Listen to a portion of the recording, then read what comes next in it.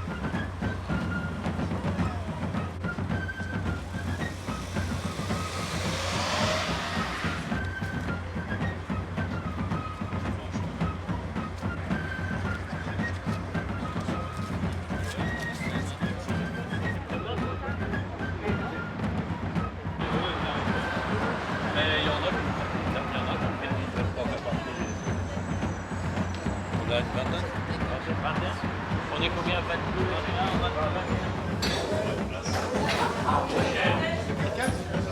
Toi?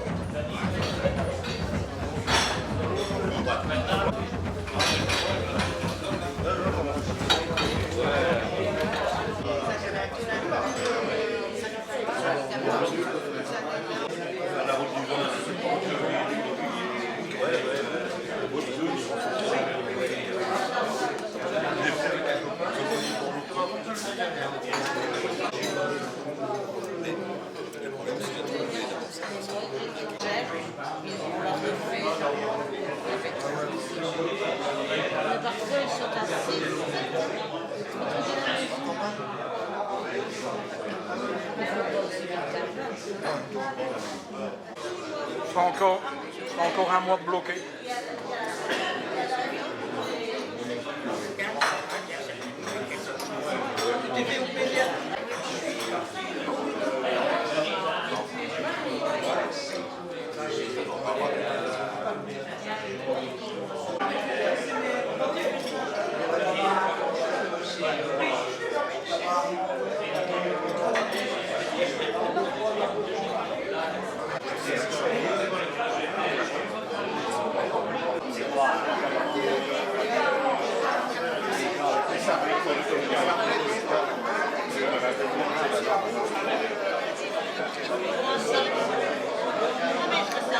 Voilà la plage.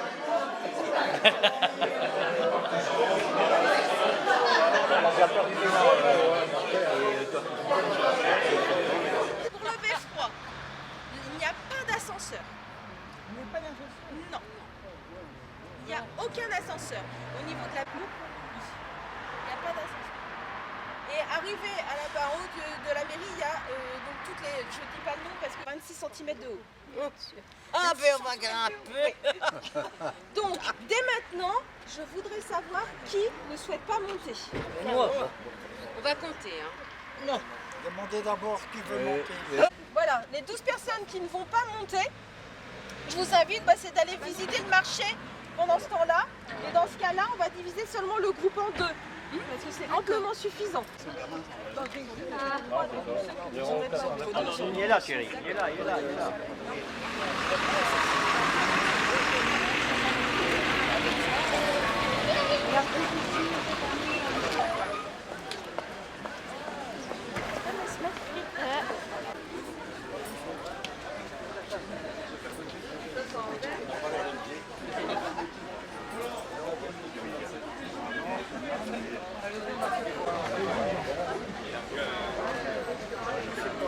Je me représente, moi c'est Christine et vous avez Manu qui est derrière. D'accord?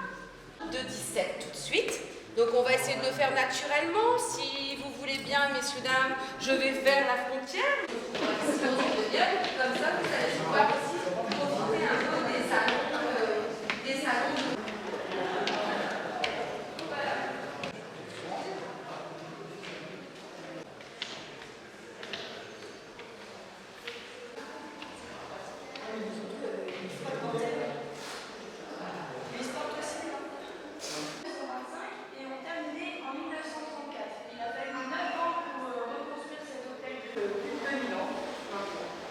Alors, Armentières, effectivement, Armentières se trouve être sur la route pour Boulogne-sur-Mer. qui est le point de départ des invasions romaines en Angleterre.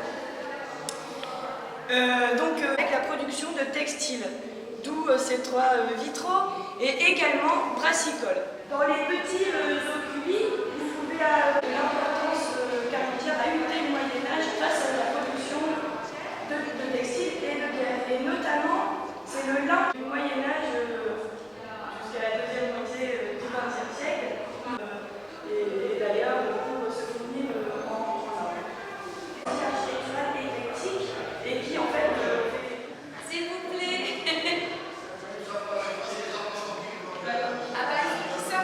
Mais son patron, donc un riche industriel, meurt et n'a pas d'héritier. Du coup, il donne tout son héritage à ses ouvriers. Grâce à ça, François Charlebold peut partir et passer les concours. Il part donc à Paris, où il passe le concours de professeur de peinture, qu'il réussit avec succès, puis ensuite le concours des Beaux-Arts, et qu'il réussit également avec grand succès.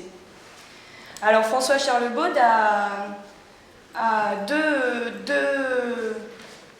deux styles dans sa vie, un style un peu plus léger où il va peindre des scènes de la vie quotidienne, par exemple là-bas. Alors il n'est pas très connu, pourtant ses tableaux sont encore exposés.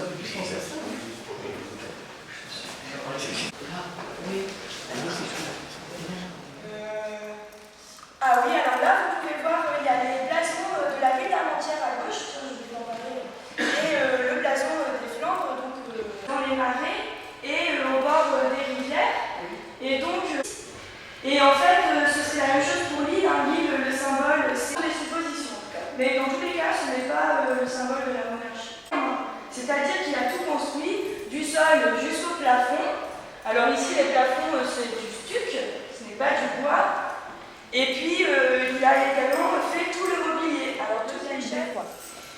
Et elles ont été positionnées sur 11h30, ça a une grande raison. En fait, en 1914, il y a les premiers Allemands qui arrivent et qui disent on réquisitionne la ville. Il a brûlé le champ, les brasseurs ont continué à brasser la bière, et d'ailleurs beaucoup de bière, puisque plus de 100 estaminets sont nés pendant la guerre 14-18 pour abreuver les soldats britanniques et puis les Armentiérois qui restaient. Dans cette grande salle, qui est le lieu où le maire fait ses réceptions officielles, vous avez deux grands tableaux. Je vais commencer par le grand bouton. Les bourgeois de la ville qui remettent les clés au roi Louis XIV. Des enfants qui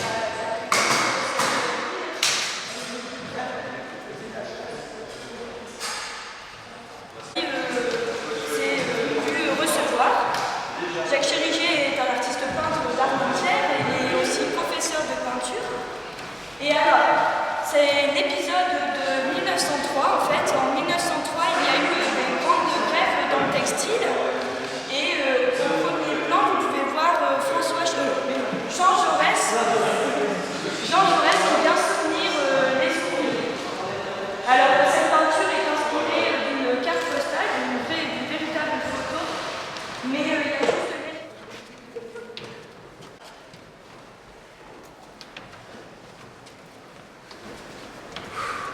Allez. voilà, donc il y en a une sur chaque face, si vous voulez, vous pouvez ouvrir pour bien observer. Il y en a une sur chaque face du beffroi. Et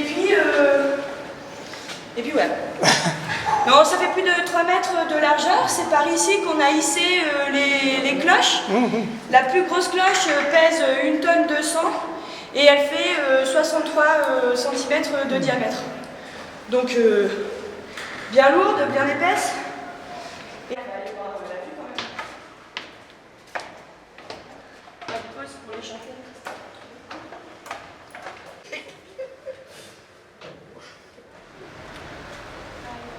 D'ici, on peut voir des terrils. Les premiers qu'on voit, ce sont ceux de Los Angeles.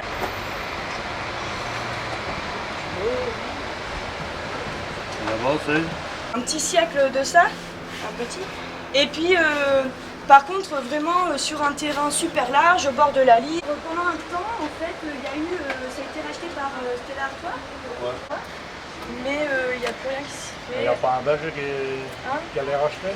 Il doit pas acheter Non. une paire de On voit alors le lycée Gustave Eiffel, les deux grands bâtiments.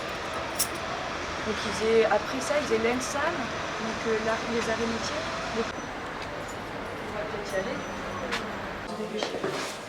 Non, ça va, ça va.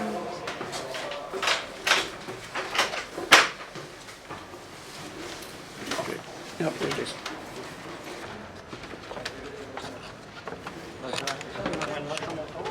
Ah, mais ça va plus vite en descendant. Hein.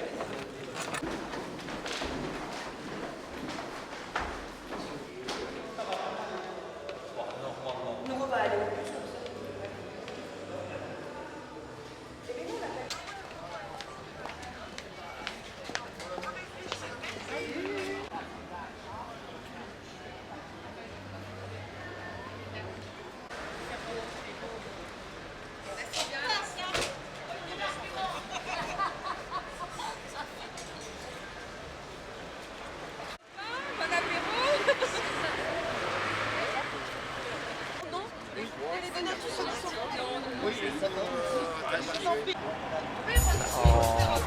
En Alsace, il y a des chevaux. Ah oui, oui. Avec Une jumelle. Non, c'est pas grave.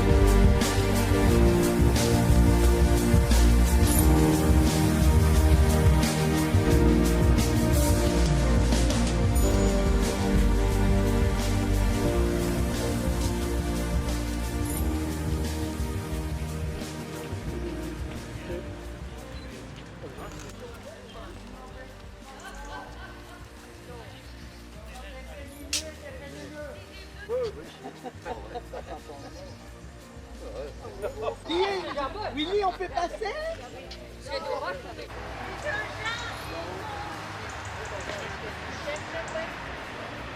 Donc ils appellent ça rue du Bouchon, le coin ici. Pour eux, c'est plus facile. Là, on s'est arrêté avec le bus. On était juste à côté du bois de Ploegstert, comme je vous avais dit tout à l'heure. Hein, donc toutes les allées dans le bois de Ploegstert portaient des noms qui leur rappelaient leur pays natal, soit des rues de Londres. Hein, une de ces rues s'appelait même Tourist Line. un line de ligne, pas lane, avenue, hein, donc tourist line, là, il risquait pas trop. Et d'où le fait que ça portait le sobriquet de tourist line, parce que bon, il disait voilà, les touristes, c'est pas un musée. Est-ce que quelqu'un a une idée de la différence entre un musée et un centre d'interprétation? Un musée, c'est un endroit où vous empaillez pour mettre là. Lady Gaga. Donc un centre d'interprétation, par contre, utilise l'endroit où les événements se sont déroulés. Ce morceau de bois ici, dans le temps, avant la guerre, c'était une prairie. Avec les bombardements, et quand vous ressortirez par le chemin, regardez à gauche et à droite, le terrain est resté en l'état par rapport à 1914-1918, avec la différence près qu'ils ont laissé pousser les arbres parce que la prairie était tellement ravagée par les obus, il n'y avait que des cratères, il n'y avait que des trous, ils n'avaient pas l'argent de remblayer, de niveler, donc ils ont laissé la nature prendre ses droits, et c'est devenu un bois privé.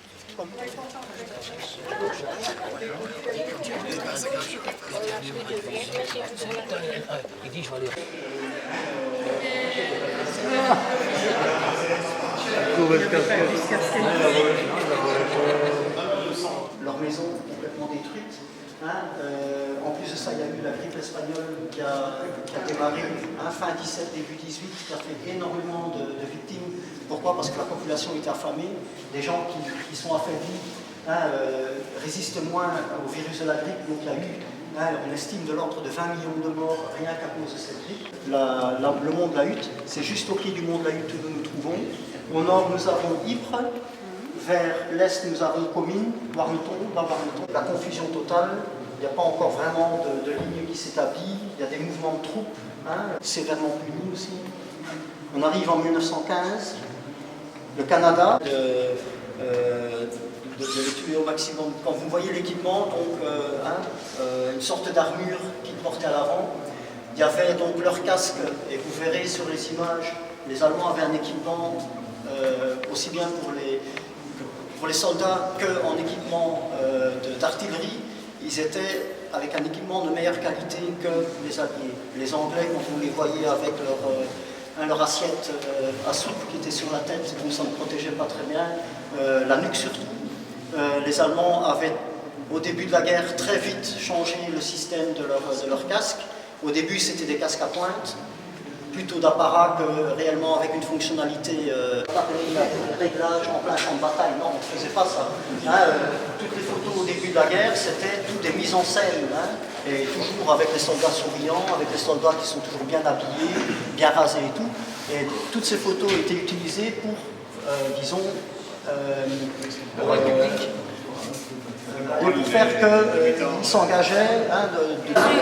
Voilà, sur tous les trains, vous pouvez le voir sur les images. Les trains allemands d'ailleurs étaient marqués. À la Noël, nous sommes rentrés, on viendra vous donner une mise à la Noël et des trucs comme ça quand ils étaient sur place. Ils voulaient convaincre les gens que c'était bien de travailler avec eux, sinon ils allaient plus vite, sinon on va encore en exécuter un autre. Donc cette barbarie terrible.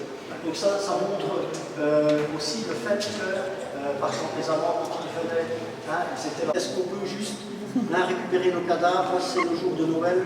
Est-ce qu'on peut récupérer les cadavres pour les enterrer dignement?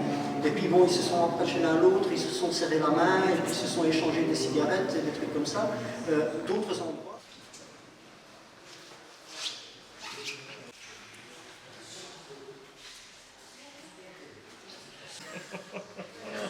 Daniel.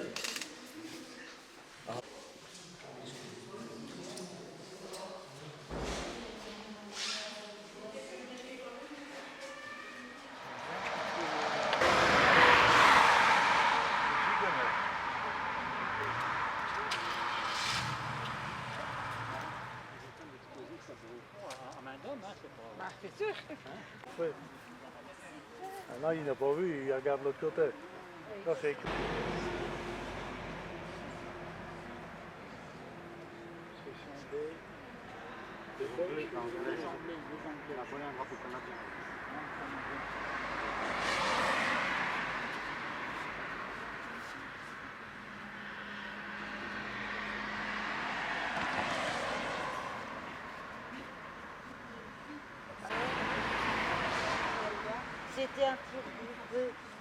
livre que vous avez demandé.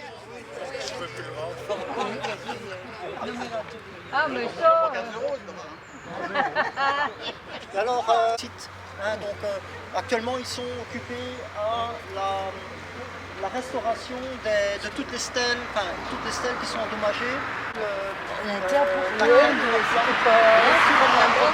qui a été fusillée pour l'honneur, enfin, pas pour l'honneur, pour l'exemple. Donc c'est le seul dans la région qui a été fusillé pour l'exemple. Une centaine de gens de Wolverton qui viennent ici. Et donc ils viennent ici au cimetière aussi. Le plus jeune avait 15 ans, il est enterré à... L'autre, on le voit même très bien, il montre les dents. Je vous propose maintenant de traverser la rue et d'aller...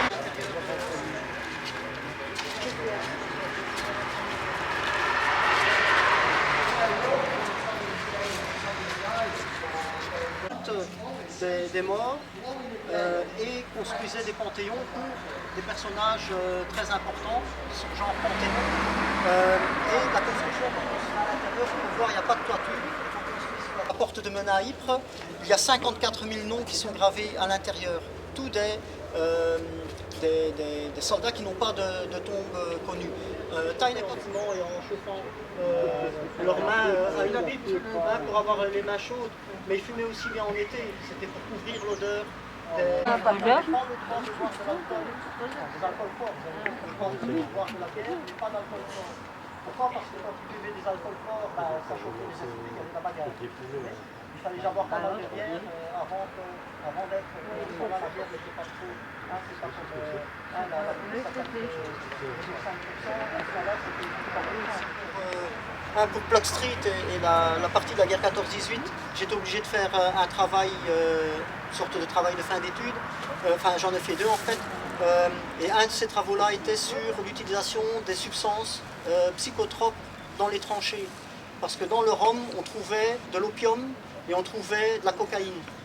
Et les Allemands utilisaient la même chose, parce que j'ai retrouvé des textes de pharmaciens allemands qui, avant la Première Guerre mondiale déjà, avaient fait des essais, des expériences sur des soldats bavarois, pour voir le comportement des soldats bavarois avec l'utilisation de toute une série de drogues différentes. Les soldats emmenaient eux-mêmes, parce qu'en ce temps-là c'était en vente libre, chez Harrods en Angleterre, on pouvait acheter et de l'opium et de la cocaïne. C'était en vente libre.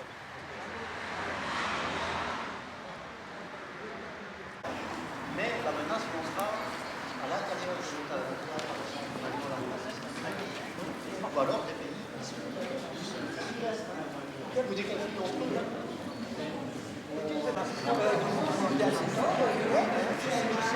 La différence, Poutine, une fois les hommes comme ça, les établissements, pas de puissance, pour les États-Unis, qui parlent d'ailleurs pour accéder au ciel, avec une lumière générale.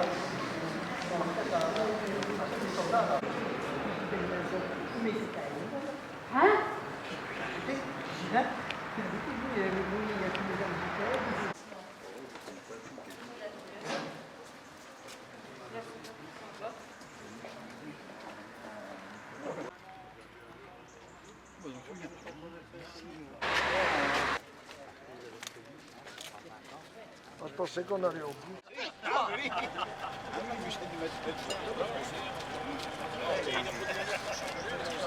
Sur Werpik. Et là, Werpik, il est resté plusieurs années jusqu'à la fin de la guerre.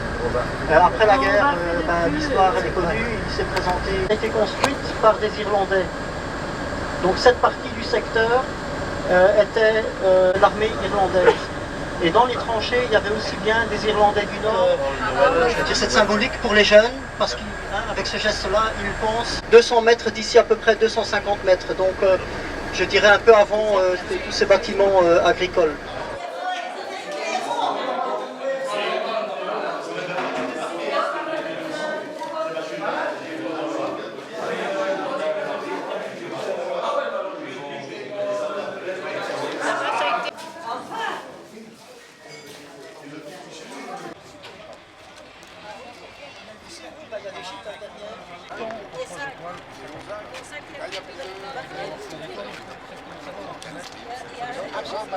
Le dossier à dossier.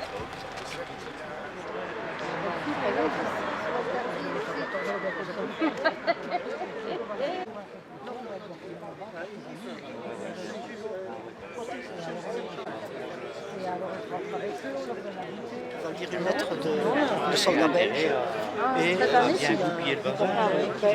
pour déposer une gerbe. Donc chaque lascaux a une particularité. Un thème, voilà. Ah ouais, hein. Mais alors là, on reste à l'éthique, on ne bien pas. Ah ouais.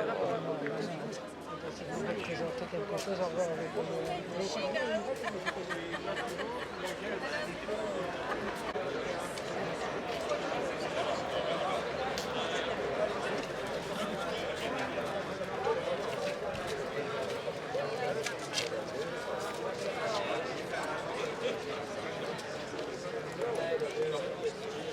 Allez-y au milieu. Hop, allez, ça va.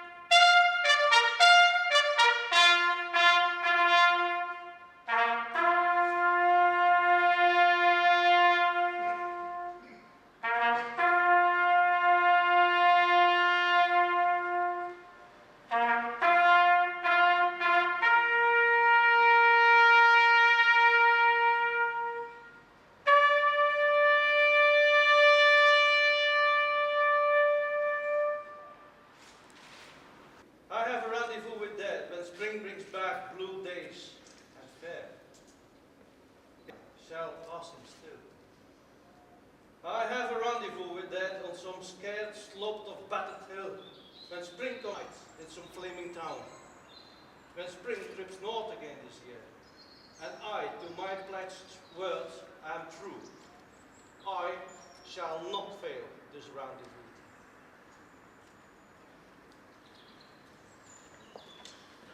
Posez le drapeau.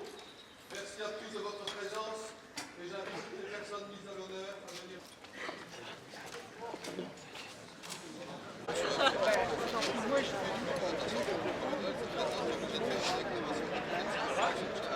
On y va.